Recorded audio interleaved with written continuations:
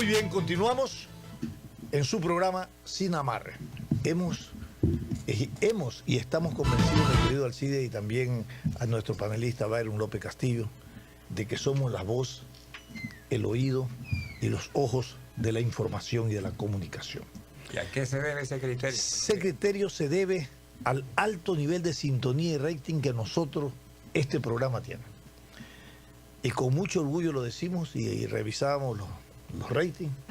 Hemos crecido significativamente, lo cual nos da mucha satisfacción porque creemos que estamos al servicio del pensamiento y al servicio de los ciudadanos para analizar conjuntamente cuando nos permiten entrar a sus hogares y a los lugares de su trabajo y el lugar que estén, nos permiten entrar con las ondas de 680 Radio Atalaya para conocer y analizar las temáticas que en el país se debaten a nivel económico, social y político.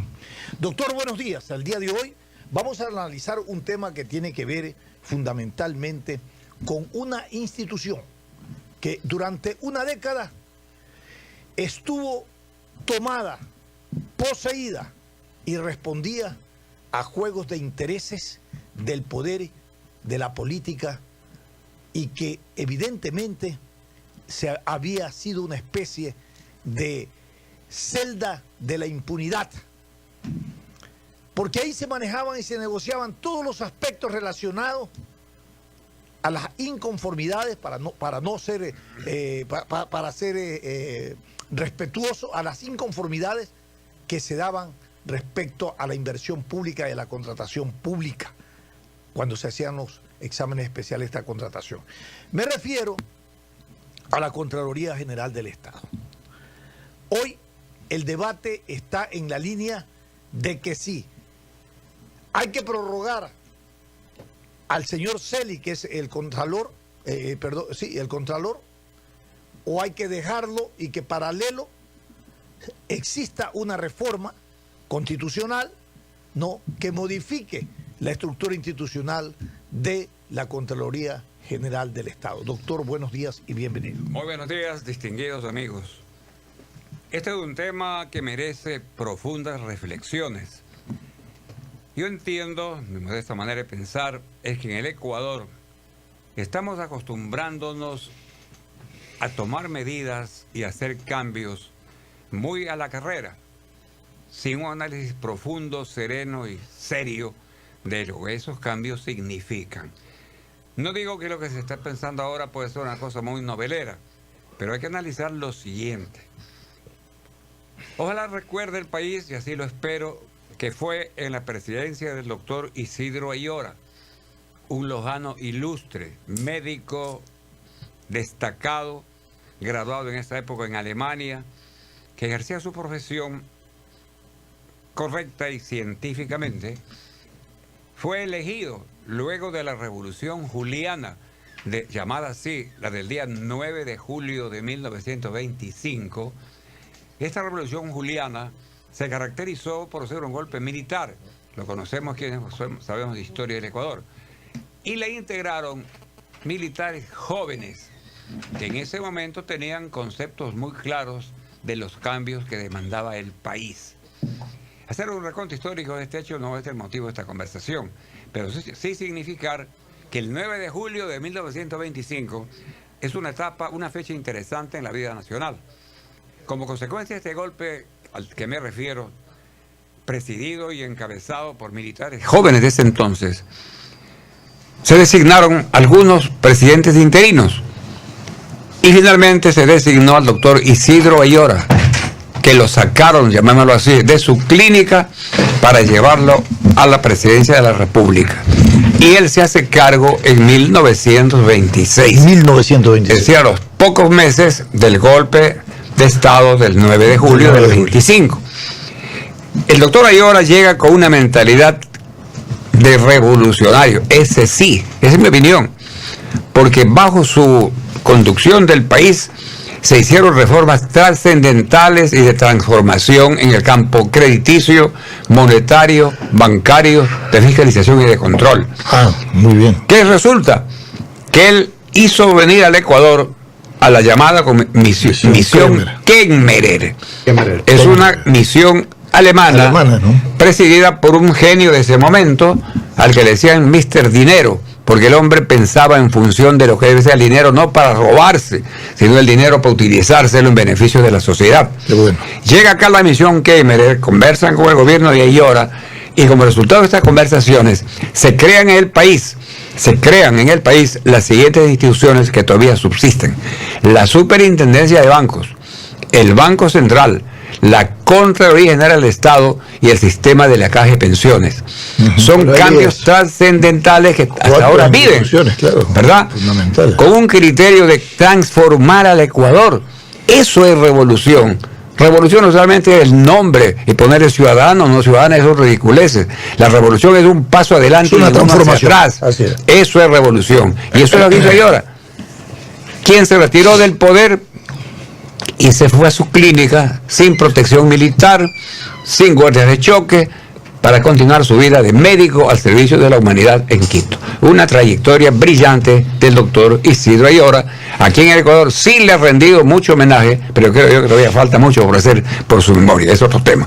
¿Qué resulta entonces? Que en el Ecuador se institucionaliza en 1927, cuando se dicta el decreto correspondiente, creando la Contraloría del Estado, en 1927. La comisión viene el 26 y en abril del 27 se crea ya legalmente la Contraloría. ¿Qué es lo que había antes de la Contraloría? Existía lo que se llaman los tribunales de cuentas, que estaban a cargo del entonces denominado Ministerio de Hacienda. El Ministerio de Hacienda tenía como organismo de funcionamiento de operación de él estos tribunales, que eran ante los cuales los funcionarios públicos rendían cuentas de sus gestiones en el manejo de los dineros del Estado. Correcto. Este era un organismo pluripersonal, era un tribunal integrado por algunas personas. El criterio de la Kemmerer fue que no podía haber un organismo de esta naturaleza integrado por varias personas, que tenía que ser una sola, y para lo cual se creó la Contraloría, cuyo personal principal es el Contralor. Todas las constituciones del Ecuador anterior al año 27 hablan del Tribunal de Cuentas, como organismo al que me refiero. Y recién en la constitución posterior al 26, o sea, en la de 1929, todos sabemos que el Ecuador ha tenido hasta este momento 20 o 21 constituciones de 1830 al 2008. En la constitución del 29, en el artículo 50, ya se habla de la Contraloría General del Estado como organismo de control. ¿Quién nombra entonces al Contralor? En esa primera constitución, el Congreso en pleno. ¿Por qué digo en pleno? Porque entonces habían dos cámaras, la del Senado y la de diputados, y cada una cumplía sus funciones indistintamente. Pero para resoluciones como esta, designar un funcionario de la calidad del Contralor, se resolvió que sea ¿quién? El Congreso en pleno. Y es el Congreso en pleno, de acuerdo con la Constitución del 27, que designa al Contralor General del Estado, que tiene un subcontralor para el caso de desaparición, fallecimiento, muerte o renuncia. Así nace la Contraloría General del Estado y así ha venido manteniéndose hasta este momento. La idea que lanzó el doctor Celi, que ha venido cumpliendo y va a cumplir, creo yo, un papel preponderante en el manejo del control del dinero del Estado. Por eso creo yo que él no debe irse de la Contraloría, sino que debe irse cuando ya le toque terminar su legalmente su su mandato, hasta el 2022. Ahí debe irse, porque está cumpliendo un papel. Los que quieran que se vaya, posiblemente son los que quieren que no se descubra más de lo que está descubriendo. Preocupados. Es un análisis muy personal, porque hay una preocupación tremenda en quienes saben que tienen mucha cosa debajo de la alfombra. Pero puede o no puede terminar el proceso, porque según lo que el esquema de la reforma que se ha planteado, se dice que cuando termine todo el andamiaje aprobado, ahí ya no habrá necesidad de que permanezca el Contralor, porque ahí el Tribunal de Cuentas es el que va a administrar la Contraloría. Esta es una disquisición muy personal. Yo considero que él no debería irse ya, Que va Claro, algún día tener que irse, sí, claro. porque el cargo no lo compró. ¿Verdad? Es otro Él va a análisis. estar prorrogado hasta A que donde se haga yo la llego es a consulta. lo siguiente. Y listo. Llego es a lo Exacto. siguiente. O sea, cuando se haga la Hasta consulta. que se haga la consulta va a estar programado. Esta Eso demora todavía mucho tiempo. Y reforma, después de eso nombrarlo. Sí, discúlpeme, doctor. este cambio que quiere hacerse de Contraloría por Tribunal de Cuentas, no se puede hacer de la noche a la mañana. Claro. Eso demanda una reforma constitucional. La Constitución, en el artículo 211, la del 2008, en el capítulo de la sección tercera, trata de la Contraloría General del Estado. Y aquí determina en este artículo cuáles son las funciones que le corresponden a la Contraloría General del Estado. Artículo 211. De tal manera que no era siempre el cambio de nombre, sino No. que pasaría a llamarse otro nombre, sí, pero a ver qué funciones le dan. Y eso significa, indefectiblemente, una reforma a la Constitución de la República. Sí, así Yo está no planteado. creo que esa reforma pueda lograrse a través de la Asamblea, por mis razones. La Asamblea no es un organismo que va a tener la capacidad de decisión, porque hay intereses pequeños de los que perjudicaron al Estado. Están representados ahí muchos en los legisladores que hay en este momento. Esa es mi opinión. Tiene entonces que ser una consulta popular, que sea el pueblo, como ha dicho Moreno, en más de una oportunidad. Ha dicho y esto ya. es correcto. Es correcto. Tantas veces se le consulte Hay al que pueblo es consultarle mejor. mejor. Ha sido hasta Suiza para pedir la opinión al pueblo si la calle 9 de octubre, dando el nombre de una calle aquí, debe ser peatonal o no. Consulta popular. Y es el pueblo el que resuelve esa decisión. Esa es una verdadera participación de la ciudadanía, no la ficción que tenemos en este país de novelerías. Entonces, en este momento, ¿qué es lo que hay?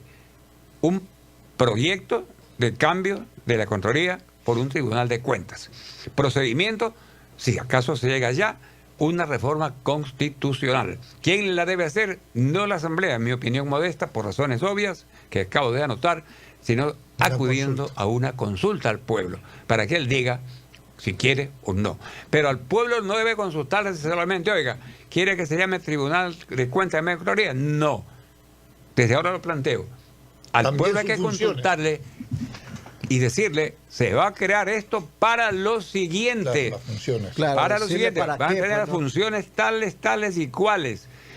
Y la objeción que personalmente me permito hacer, respetando criterios ajenos, es que yo, personalmente, y aquí vale, mi palabra no vale, pero mi opinión la emito, no es conveniente un tribunal pluripersonal para el manejo de los fondos del Sí, Estado. porque se habla hasta de 7 personas. Están hablando de 7, y mientras más o menos sean, son varios. Eso está bien para la cuestión jurisdiccional, que hayan tribunales pluripersonales de 3 que se hay ahora, para las cuestiones de justicia.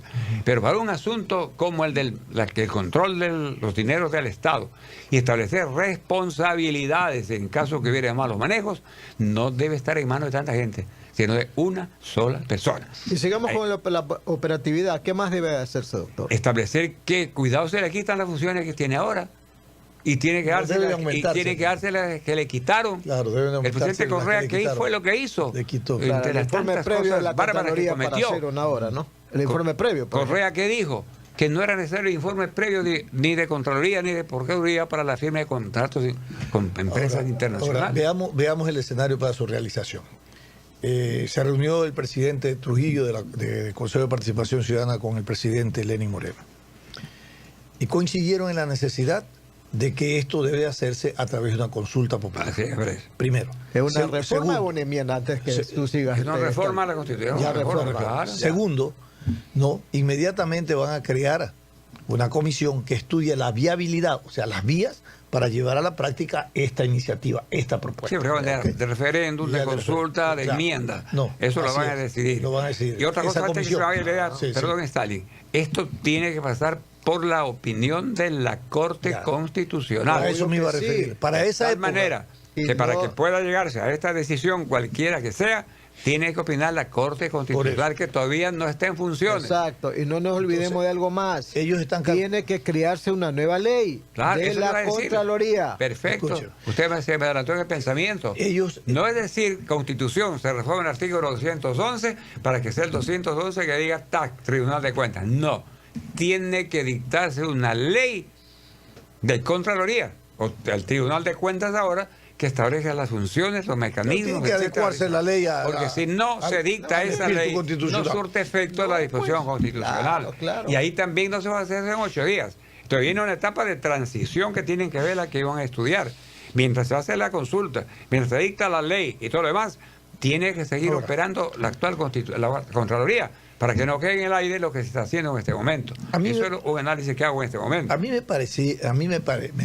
parece que solamente hacer una consulta para este tema de la Contraloría sería una especie de menosprecio democrático, ¿no?, para cómo y de qué manera el pueblo debe pronunciar. Creo que es una oportunidad para preguntar y desmontar inconstitucionalidades que existen en la estructura de la Constitución y preguntarle al pueblo esto y otras cosas más. ¿Qué se le ocurre? Para desmontar, escúchame, para desmontar, esto es importantísimo, lo que han venido pregonando todos los candidatos en una década y la sociedad, desmontar esa estructura oprobiosa que dejó el correísmo. Pues.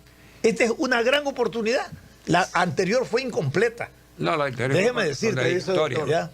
¿Ya? ¿Qué dice, doctor? Entonces, yo sí creo que podría plantearse, junto con esta idea del Tribunal de Cuentas, algunas reformas necesarias para, como dice Alcides, con buen criterio de viejo periodista que es, y de estudioso como usted, Alcides, de la serie... Viejo periodista no. Siga. Yo no lanzo el cuento.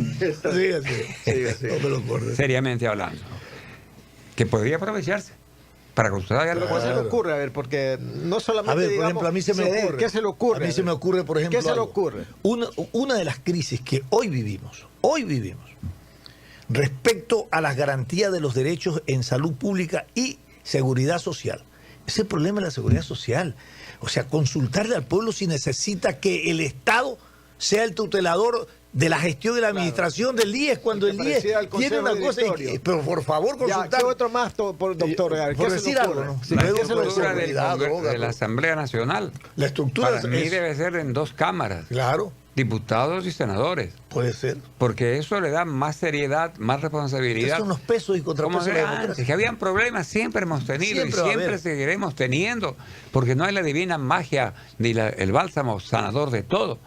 Todo en el mundo crea problemas, pero hay que estar al frente para enfrentarlo, que sea redundante.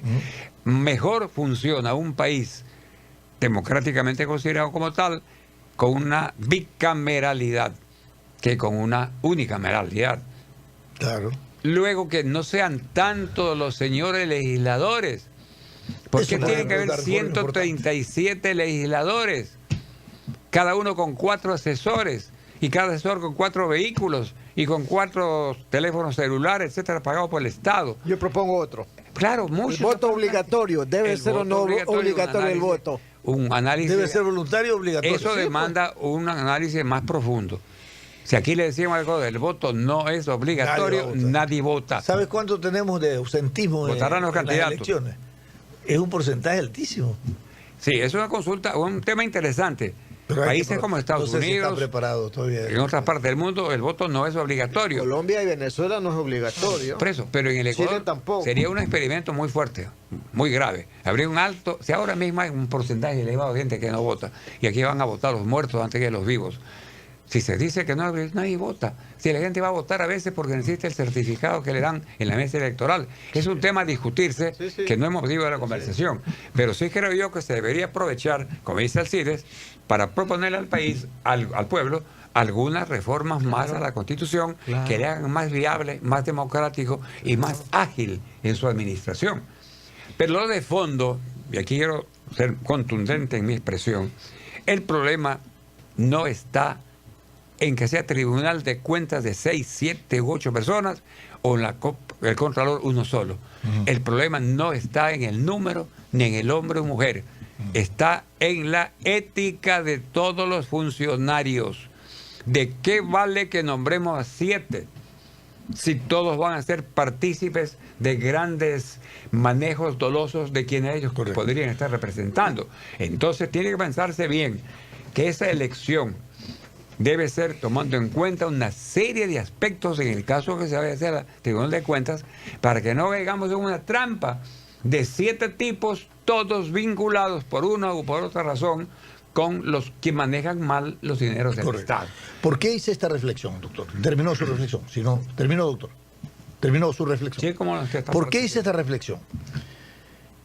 Ayer conversábamos con así decíamos que lo que pasó en la consulta anterior, si bien es cierto, nos dio la posibilidad de ir generando una reestructuración institucional, está incompleto.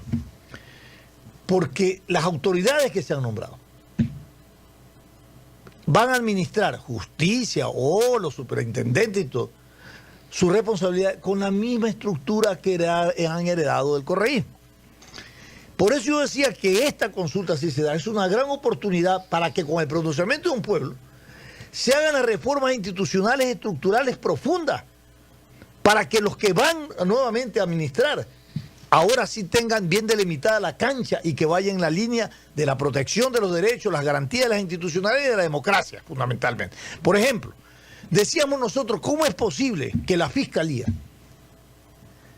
las Cortes, en donde se identifica el escenario de la impunidad y la corrupción en la administración de la justicia, no se haya tocado ninguna reforma respecto a estas instituciones?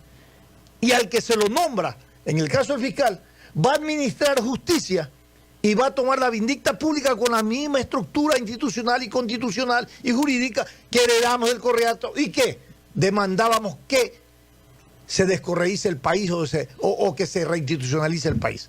Entonces yo sí creo que se deben de proponer a nivel por ejemplo, de la Fiscalía, una reforma profunda, estructural. Esto que usted anota tiene una gran significación y trascendencia. Yo he dicho públicamente en mi columna en Expreso, aquí cuando hablo y en estas partes donde tengo la oportunidad de dejar oír mi modesta voz, que no es cuestión del cambio de hombres o de mujeres. No es cuestión de género. Hombre o mujer, no. Primero, que sea una persona que se vaya a jugar la vida en defensa de los principios que ostenta. Por ejemplo, un fiscal, hombre o mujer, que sea designado hoy, debe ir resuelto a sacrificarse personalmente. Y le digo públicamente, si tiene recelo de hacerlo, que no acepte la Fiscalía. Exacto, pues. Porque es un cargo de enorme responsabilidad, trascendencia y de mucha peligrosidad para quien quiera actuar apegado a la ley. Las amenazas de muerte a la familia, etcétera, etcétera, van a ser pan de cada día. Permanentes. Hay un fiscal que fue nombrado y al poco tiempo dijo, me acuerdo ahorita que mis hijos están solos en Ibarra y tengo que irlo a ver, me voy. ¿Por qué se fue? Porque lo amenazaron. Claro. Entonces, el hombre o la mujer que va a una función de esa naturaleza tiene que ir convencido que va a servir al país. 1. 2, que tiene que desmontarse, como usted dice, la estructura legal. La estructura legal. Los fiscales, por muy buena gente que sean, no podrán llegar a más allá de donde han llegado con el sistema actual que existe. Públicamente hemos sostenido en el Grupo de Independencia por la Justicia, que existe aquí en Guayaquil, que está dando resultados buenos, tanto al Consejo de Participación con la Judicatura y al propio Contralor. Personalmente le propusimos reformas que consten en documentos que entregamos para reformar la Ley Orgánica de la Función Judicial, el Código Orgánico Penal, etcétera, para que se haga más viable la justicia. Por ejemplo, no es correcto que una indagación previa demore hasta 2 años. Es una locura. Años. Eso dice el Código Orgánico Integral Penal. Estos años desaparece el delito, desaparece el delincuente, desaparecen los testigos, las pruebas. Y cuando llega no hay pruebas, chao. No puede ser. Dale más agilidad, cambiar el sistema acusatorio, no por otro. Los que saben leyes entienden lo que estoy diciendo, sino para que sea efectivamente un sistema acusatorio, pero no como ahora. Hay fiscales que no conocen el sistema acusatorio. Usted escucha en la televisión todos los días declaraciones de fiscales que de antemano le dicen el delito cometido por persona tal está penado con tantos años, se le da cárcel de 20 años, sin siquiera haber iniciado una indagación previa. Claro. Y ahora están poniendo la pena. Eso no puede ser. Es una forma de prevaricato, o están investigando y ya están tipificando el delito. Claro. Así es. Cosas como esas. Claro. Porque no hay estructura académica ni jurídica en muchos funcionarios de la justicia. Esa Ustedes están Pero mire, otra cosa de lo que usted dice sobre eso, doctor. Mira, una cosita. En Perú, en la Fiscalía de Perú, ahí está, movieron 2 fiscales que investigaban el caso de Brex. El fiscal que lo movió, lo sacó, lo reingresó, pero él renunció. Pero formaron formaron una comisión, se pusieron de acuerdo y concertó el gobierno con la Asamblea o con el Congreso. Y dijeron, señores, formemos una comisión de notables para generar una profunda reestructuración institucional. Y es lo que hay que hacer. Eso pues, es. Yo estoy de señor. acuerdo con usted. Y creo que la gran hacer? parte del país sabe que esta es la verdad. No se puede hacer en este país lo que se quiere con el mismo sistema existente actualmente. Correcto. Fue Y en ese creado orden- perversamente por el correísmo para quedarse en el poder hasta que la muerte los separe, o creyendo que era el predestinado para gobernar el Ecuador de por vida. Tenemos un Eso- minuto. Y ya que estamos hablando de lo pernicioso que fueron y son estos esquemas y estos andamiajes que hay que desterrar, ¿qué hacemos con el Consejo de Participación Ciudadana y Control Social? Pues Ahí está. Mi ¿O lo opinión, desaparecemos que la he dicho públicamente, o no? la hemos dicho públicamente en Quito, Trujillo, es que debe desaparecer. No tiene razón de ser. Esa es mi opinión. Muy bien. un tema más para la consulta. Muy bien. Sí, así Gracias es. al doctor Byron López Castillo, gracias a nuestros Hemos compañeros expuesto nuestra Alcides y manera de Teresa. pensar en un tema Vamos a leer un sumamente comunicado. palpitante y que demanda Mucho tiempo. mucho análisis y serenas reflexiones y deducciones muy claras en favor del país, Muy de bien. nadie más. Antes de cerrar, solamente queríamos compartir con nuestros